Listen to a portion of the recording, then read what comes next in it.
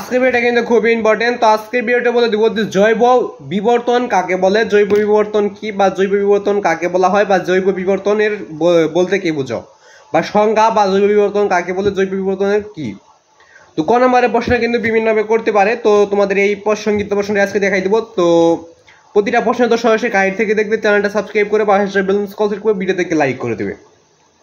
তো আজকে শুধু একটা প্রশ্নের জন্য ভিডিওটা করা। তো যদি আরো কোনো সংক্ষিপ্ত প্রশ্ন তোমাদের দরকার হয় তাহলে কমেন্টে বলে দিও যে কোন প্রশ্নটা তোমাদের লাগবে। যদি তোমরা কমেন্ট করো তাহলে আমি অবশ্যই দিয়ে দেওয়ার চেষ্টা করবো। তো আজকে শুধু জৈব বিবর্তনকে, জৈব বিবর্তন কাকে বলে, জৈব বিবর্তনের সংজ্ঞা বা জৈব বিবর্তন কাকে বলা হয় তো এটাই বলে দেবো। তো এর আগে তোমরা চ্যানেল নতুন হয়ে থাকলে চ্যানেলটা কিন্তু অবশ্যই বেশি বেশি সাবস্ক্রাইব করে পাশে বেল আইকন অল সেট করে ভিডিও থেকে লাইক করে দিবে। তো জৈব বিবর্তন কি, জৈব বিবর্তন কাকে বলে, জৈব বিবর্তনের সংজ্ঞা বা এটার পরিচয় বা এটার উদাহরণ তো নিচে রয়েছে। তোটা দেখার আগে তোমরা চ্যানেল নতুন হয়ে থাকলে চ্যানেলটা সাবস্ক্রাইব করে রাখবে, পাশে বেল আইকন করে ভিডিও থেকে লাইক করে দিবে। চ্যানেলটা কিন্তু অবশ্যই বেশি বেশি সাবস্ক্রাইব করে পাশে বেল আইকন করে ভিডিও থেকে লাইক করে দিবে। তো জৈব বিবর্তন কি, জৈব বিবর্তন কাকে বলে, জৈব বিবর্তনের সংজ্ঞা বা এটা বলতে কি বুঝো, এটা একটা উদাহরণ বা এটার কয়েকটা উদাহরণ। তো নিচে তোটা রয়েছে, তোটা দেখার আগে তোমরা চ্যানেল নতুন হয়ে থাকলে চ্যানেলটা সাবস্ক্রাইব করবে, পাশে বেল আইকন করে ভিডিও থেকে লাইক করে দিবে। তো জৈব বিবর্তন কি, জৈব বিবর্তন কাকে বলে নিচে তোটা রয়েছে, তোটা দেখার আগে তোমাদের প্রতিটা ক্লাসের সৃজনশীল তো সরাসরি গাইড থেকে দিচ্ছি। তোমরা যে অধ্যায়ের সৃজনশীলগুলো দেখছো বইদের যে সৃজনশীল দেখতে বই সৃজনশীল ক নাম্বার লেখে ইউটিউব সার্চ কালেকশন সৃজনশীল সম্পূর্ণটা পেয়ে যাবে। এবং যদি তোমরা একটি সঙ্গীত দর্শন দেখতে সঙ্গীত দর্শন লিখে ইউটিউব সার্চ সঙ্গীত দর্শন পেয়ে যাবে। রচনামূলক লিখে প্রশ্ন লিখে ইউটিউবে সার্চ করলে রচনামূলক প্রশ্ন পেয়ে যাবে। এবং যে কোনো অধ্যায়ের টিক চিহ্নের উত্তরগুলো দেখতে একটু ভিন্নভাবে সার্চ করতে হবে।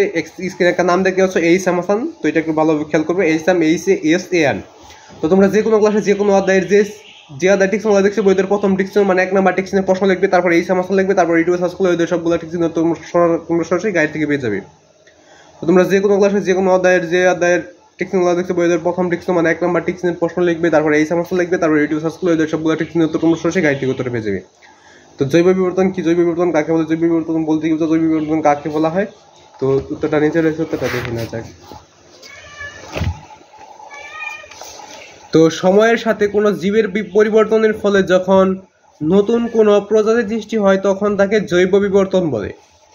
তো সময়ের সাথে কোনো জীবের পরিবর্তনের ফলে যখন নতুন কোনো প্রজাতির সৃষ্টি হয় তখন তাকে জৈব বিবর্তন বলে। যেমন ধরো যে এটা একটা উদাহরণ হলো, যেমন একটা কবুতর এবং উদাহরণ দেওয়ার দরকার নাই, তো আমি উত্তরটা বলেছি, তো আজকের উত্তরটা যেটা এটাই বলেছি।